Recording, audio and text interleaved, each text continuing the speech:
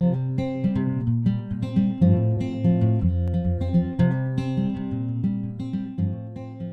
part that gets kind of stressful is when we start doing our first couple run-throughs where, there are no costumes or anything yet, but, you're on the stage and you're in front of the technicians and they've been doing their work and you've been doing your work and you're kind of showing each other what you have thus far. And when you feel like, ooh, what we have maybe isn't as good as I want it to be, or I'm not so sure about certain things, that's when things start to get a little bit stressful.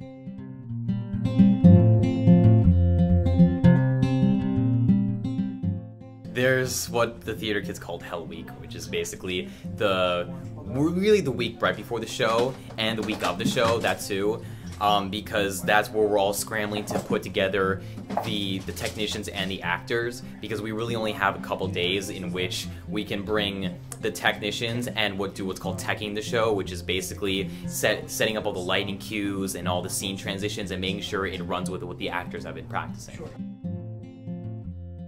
It's a lot of individual jobs that make up the bigger product in the end.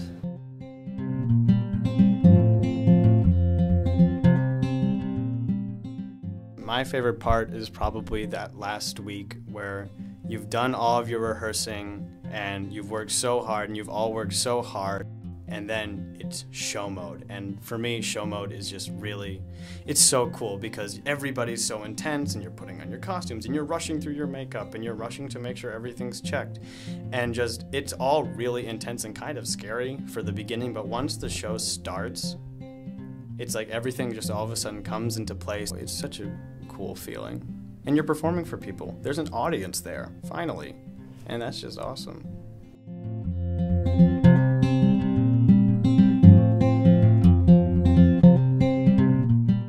A dedicated cast and crew is what makes the show go well.